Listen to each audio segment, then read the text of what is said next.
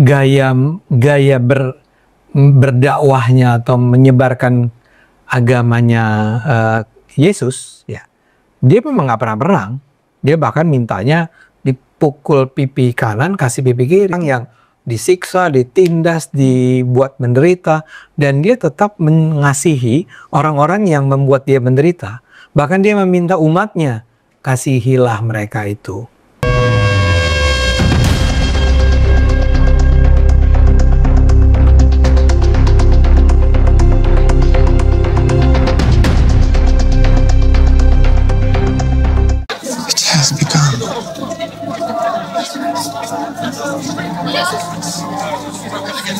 He undermines our faith. He recruits adulterers. Peter, turn the other cheek. You're paying the price for this, like your friend, John the Baptist. Pada dasarnya agak sulit gitu bagi orang Kristen, sehingga mereka merasa apakah Tuhan Yesus ini salah bersabda atau tidak gitu. Mari kita lihat di Matius 5 ayat 39. Matius 5 ayat 39 berkata, "Tetapi aku berkata kepadamu, janganlah kamu melawan orang yang berbuat jahat kepadamu, melainkan siapapun yang menampar pipi kananmu, berilah juga kepadanya pipi kirimu." Oke?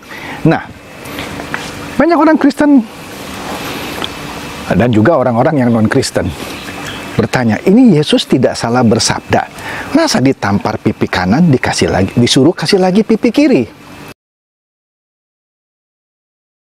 Kawan kita ini mempertanyakan kontradiksi Matius 5:39 dengan Yohanes 18:22 sampai 23, di mana Yesus sendiri tidak bisa menjalankan perkataan dirinya. Di suatu waktu Yesus mengatakan, "Jika pipimu ditampar, kasih lagi pipi kananmu." Artinya jangan kau membalas, tahankan saja apabila kau ditampar atau disakiti. Ketika pipi Yesus ditampar, Yesus memprotes orang yang menamparnya. Itu buktinya ajaran ini sulit dijalankan. When you say to me, well, Jesus said, if someone slaps you on the right, give him the left. Have you heard that one in Matthew? Have you heard that quoted? Oh, of course, Sam. Okay. Can we deal with that one real quick, guys? I hope you're enjoying it, right? I think this would be great. Okay. Jesus says, if someone slaps you on the right, give him your left. All right. Again, because you guys don't know the Bible. Honestly, you don't know the Bible. You really don't know the Bible. You're going to have Jesus contradicting himself again. What do I mean? Did you know Jesus got slapped in the face and he actually rebuked the person? He didn't turn the other cheek. You effeminate creates because you don't know the Bible. Here, you think I'm lying? John 18:22-23. Now, if you're a liberal and you think the Gospels contradict, more power to you. But here you go. And when he had said this, one of the officers standing nearby gave Jesus a slap, saying, "Is that the way you answer the high priest?" John 18:22-23. Jesus answered him, "If I've spoken wrongly, bear witness of the wrong. But if rightly, why do you strike me?" Jesus! What did you do, Jesus? Where's Jesus in you, Jesus? Didn't you say turn the other cheek? Why are you complaining? You see why you guys are sons of the devil and you're dangerous? Because you create contradictions in the Bible and none exist? Jesus did not turn the other cheek when he got slapped. Jesus did not turn the other cheek because that's what Satan does. He takes a verse, misquotes it, and pits it against the entire Bible. Now, how many of you did not know this? That when Jesus got slapped in the face, he didn't turn the other cheek. He said, "If I've spoken truth, why are you hitting me? How dare you?" Sekarang giliran Donditan yang menjelaskan mana yang lebih masuk akal dan bisa diterapkan. Tampar pipi kanan kasih pipi kirinya Kristen, atau boleh membalas apabila disakiti dari aturan Islam. Lanjut. Agama Islam ini adalah agama yang bisa diterapkan dalam kehidupan manusia sehari-hari. Gitu. Ajarannya, perintahnya, larangannya. Semuanya bisa diterapkan dalam kehidupan sehari-hari, termasuk di dalam sistem peradilan. Dulu saya mempelajari agama saya yang lama, ternyata tidak bisa diterapkan dalam sistem peradilan. Contohnya apa itu? Bahkan di negara-negara yang mayoritas Kristen pun ajaran mereka nggak bisa dimasukin dalam sistem peradilan. Contohnya, kasihilah musuhmu. Kalau kamu ditampar pipi kanan, kasih pipi kiri. Bisa nggak masuk peradilan kira-kira? Enggak. Kasihilah musuhmu. Iya. Bisa nggak? Enggak. Di dalam Islam, kita boleh membalas yang setimpal, ya kan? Tidak boleh berlebihan. Kita boleh balas yang setimpal, tetapi memaafkan lebih baik. Bisa nggak diterapkan Bisa. di pengadilan? Bisa. Bisa. Kalau kasihilah musuhmu bisa nggak? Enggak. Terlalu general dan tidak spesifik ya. Kalau rumahnya kemasukan rampok misalnya, kasihilah musuhmu. Jadi ambil semua dong nanti. Kasih ambil semua. Kalau negara kita kedatangan penjajah, kasihilah musuhmu. Gimana? Ambillah semua gitu kan? Iya. Betul nggak? Iya.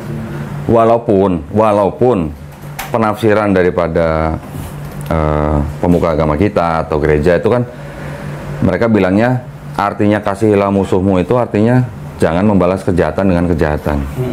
Tapi kalau ada negara agresi yang datang ke negara kita, apa kita nggak boleh balas? Nah itu maksud saya. Dulu yang kita dengar dalam setiap ibadah saya, kita harus mengasihi sesama manusia. Itu betul. Itu bisa diterapkan di mana saja. Tetapi pada waktu kita kasihilah musuhmu, sudah nggak bisa jalan. Kalau ditampar pipi kanan, kasih pipi kiri. Kok rasanya kok nerimo banget gitu ya? Pasrah banget gitu kan? Padahal kalau kita baca Bible yang istilahnya yang dengan teliti, Yesus mengajarkan murid-muridnya kalau ditampar pipi kanan, kasih pipi kiri. Tapi waktu Yesus diadilin, waktu dia diserahkan oleh imam Yahudi kepada waktu ditangkap kemudian diserahkan ke imam besar untuk diadili, Yesus ditampar sama seorang penjaga. Dia nanya, kata-kata saya yang salah tuh mana gitu. Kalau ada yang salah tolong tunjukkan, kalau nggak ada yang salah kenapa kamu tampar aku gitu. Itu artinya gimana? Sama nggak dengan ajarannya? Beda, karena itu mempertanyakan dulu. Itu baru sebagian kecil gitu yang ya. Jadi akhirnya saya menemukan bahwa oh ternyata ajaran ini bagus, sebenarnya bagus ajarannya, tetapi kalau orang Jawa bilang tuh apa ya, too good to be true gitu. Artinya too good to be true apa ya, kalau dalam bahasa Indonesianya terlalu muluk-muluk kali ya, terlalu tinggi gitu, tapi sebenarnya nggak bisa diterapin gitu. Ini saya bukan menjelekkan agama saya yang lama, bukan. Ini menurut saya. Kalau menurut teman-teman atau saudara-saudara saya yang lain yang Kristen yang memandang bahwa oh enggak itu bisa diterapkan dan segala macam, ya monggo gitu ya. Tapi yang jelas di peradilan manapun itu nggak bisa diterapkan. Kemudian juga di salah satu dinding di gedung Universitas Harvard itu ada apa namanya kayak semacam quotes gitu. Itu universitas malah dia mengquote ayat Quran. Bukan ayat kalau ditampar pipi kanan kasih pipi kiri gitu. Apa quotes Quran? Saya lupa, cuman dari surah An-Nisa, cuman saya lupa ayatnya. Universitas Harvard, Amerika Serikat mengabadikan sebuah ayat Al-Quran di gerbang masuk Fakultas Hukum. Ayat yang diwakilkan sebagai bentuk penghormatan itu diambil dari surat An-Nisa ayat 135. Ayat 135 surat An-Nisa bab tentang wanita telah dituliskan di dinding yang menghadap gerbang masuk Fakultas Hukum sebagai kata-kata terhebat tentang keadilan. Tulis surat kabar Arab Saudi, ajar seperti dikutip Emirates 247.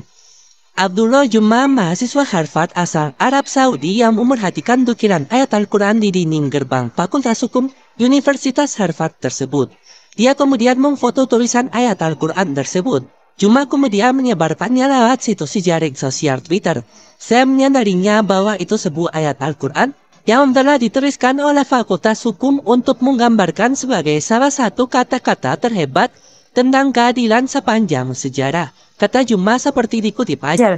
Adapun isi surat An-Nisa ayat 135 adalah, wahai orang-orang yang beriman, jadilah kamu penegak keadilan, menjadi saksi karena Allah, walaupun terhadap dirimu sendiri atau terhadap ibu bapak dan kaum kerabatmu. Jika ia kaya ataupun miskin, maka Allah lebih tahu kemaslahatannya. Maka janganlah kamu mengikuti hawa nafsu karena ingin menyimpang dari kebenaran.